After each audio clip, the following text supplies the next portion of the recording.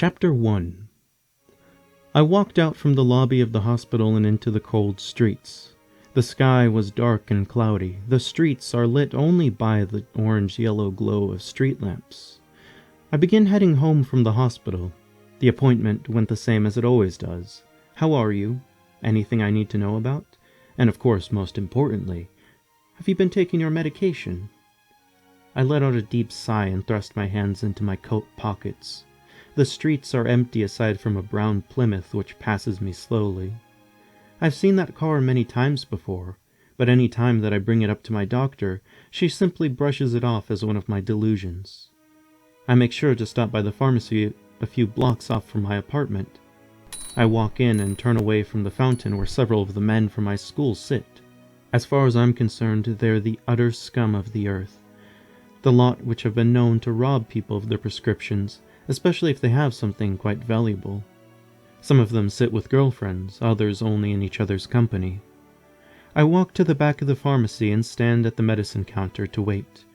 An old man steps out from around one of the shelves of prescriptions. "Good evening, Sawyer," states the pharmacist. "Hello, Mr. Brown," I reply. "Have you come for your prescription?" "Yeah," I sigh, handing over a slip of paper. He mutters to himself as he walks to the back before returning with a sack that has my name on it. "And how's your mother doing? Is she out of the hospital?" he asks me as he hands me my medicine. "She's passed," I state. "Oh, well, I'm quite sorry to hear that, son," he replies. "Oh, there's no need. It's not that bad, really. I mean, she hasn't been herself for the last few months. She was in a great deal of pain and suffering, and ever since she lost her mind, she's just not really been there. I think maybe it might have been for the best," I tell him flatly. "That's life sometimes," he nods. He takes my insurance card and fills out his paperwork. "When's the funeral?" he asks as he returns my papers. "It was a few days ago." He types something into the register, finishing with a ding and the receipt being printed.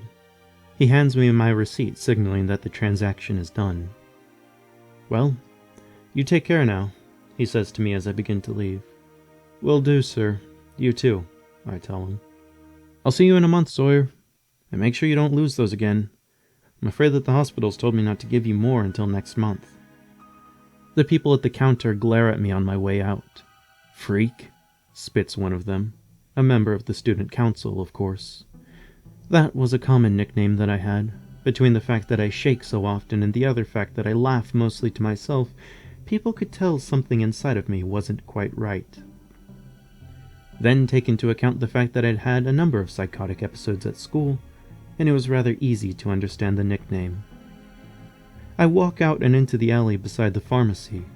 This path should take me right to my apartment building's rear entrance. It's rather cold and dark out. I walk for some time before hearing footsteps behind me. "Hey, asshole!" yells someone from behind me. I face the two student council members walking towards me. I watch as they walk nearer. "What you got there, pal, huh?" asks the first of the two, a tall, skinny blonde male. "Yeah, what is it, huh?" asks the second, a dark-haired kid from the school's football team. I don't say anything to them. "What's the matter, huh? Can't you hear? Or, oh, let me guess, that's part of your condition," he jokes. "Come on, what are you, scared, pussy?" asks the first as he looks down to my shaky hands. I tighten my fists and start to laugh a bit, but still say nothing to them. I turn around, deciding not to bother with them, but feel a kick to the back of my leg. I nearly fall, but manage to stay on my feet. Turning back, I'm met by the fist of the blonde man coming towards me. He hits me and knocks me over. The dark-haired one grabs my bag and reads it. "Clozapine, huh? Man, you think this shit'll get somebody high?" he asks his friend as he reads it. "I don't know. Why don't we find out?" replies the blonde. "Yeah, if so, we might be able to make a nice little profit off of this." I jump up and grab for the pills. The bag tears, at which point the two begin to attack me. I fall down again, only to feel the two's feet hitting me as I guard the pill bottle. I feel one of their heels hit my arm, causing the bottle to fall loose. I open my eyes only to watch the bottle get smashed and all the pills spill out into the wet alleyway, melting in the moisture. "Fucker!" yells the blonde as he looks down to me. "Whatever. Fuck him, let's get his wallet and get out of here," says the other one. I close my eyes and submit to the barrage of kicks, but then, suddenly, they stop. I prepare for them to try and grab my wallet and roll onto my back. "Why don't you fuck off?" I growl. A bright light fills the alleyway as somebody stops beside the group of us. "Shit, it's that crazy bitch!" yells the blonde as he begins to run away. His friend looks at him and then back to his front before running after.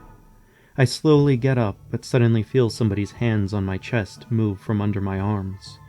I stand on shaky legs and lean backwards.